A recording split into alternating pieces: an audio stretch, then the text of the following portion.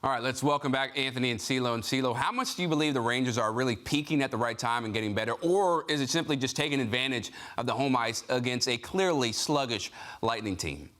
Yeah, look, there's no doubt the Rangers have been outstanding on home ice during the playoffs. They haven't lost since game one against the Penguins, which was triple overtime. We understand that. I'm cautiously optimistic that they're peaking at the right time. And you look at the way they played in Carolina in game 7 on the road, even in game 6 on the road in the Pittsburgh series. And they've mixed in some stinkers on the road that gives you a little caution and reason to believe maybe this series isn't going to be out of hand just yet. But I think for a young team, you know, the experience as they go along, even a guy like Adam Fox, who looked lost at times in the Pittsburgh series, was their best player in game 2.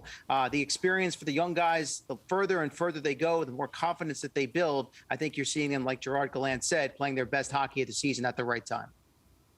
Yeah, I think they definitely are playing their best hockey right now, and I think part of it is the fact that they're getting used to the rigors of playoff hockey, the intensity, everything that entails, playing every other day, the disparity between the home and the road. It exists in the regular season, of course, but in the playoffs where everything repeats itself over and over again against the same opponent, it seems to take on a bigger life of its own, and I think that they're getting the hang of that part of it. I'm not saying they're going to dominate Game 3, nothing of the sort, but I think that they have reached a different kind of level than they were at any time this season, and they are at the top of what they can be at this version of the Rangers, and I think that's a good place to be. It definitely is. And here's what's interesting, Anthony. Rangers trailed 3-1 to the Penguins, 2-0 to the Hurricanes. So can they use that experience to their advantage here, knowing the danger of letting the Lightning back in the series?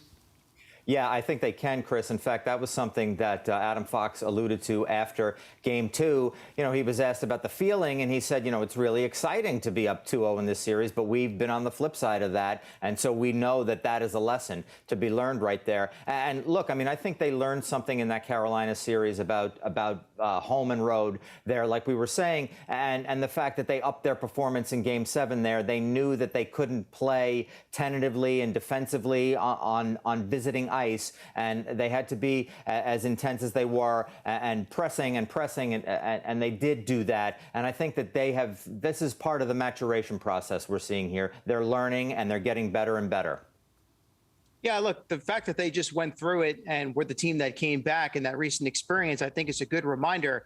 But first and foremost, this still is the defending champs they're going up against. And at some point, you expect Tampa Bay is going to give you some pushback in this series. You saw it a little bit there at the end of Game 2 with the goalie pulled late. You kind of had to sweat it out in what turned out to be a one-goal game. But the bottom line for the Rangers on this road trip, to me, is one goal. Find a way to win a game. And then all of a sudden you put yourself in a spot where you've got 2 out of 3 home games remaining, needing just one win. They've played so well on home ice. The mission in Tampa, get one and then take advantage of your home ice and find a way to finish the series at Madison Square Garden.